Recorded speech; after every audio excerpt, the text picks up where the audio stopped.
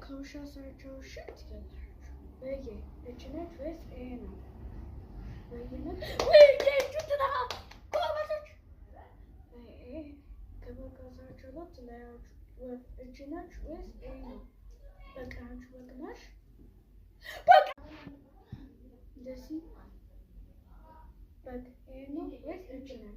በቀኛ ልጅ በቅናሽ በቅናሽ እሱ ችካ በቅና እንዴ በቀኝ ያላችሁ በግ ጎበዞች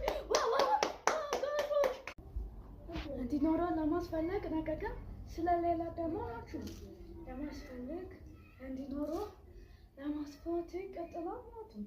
እናመሰግናለን።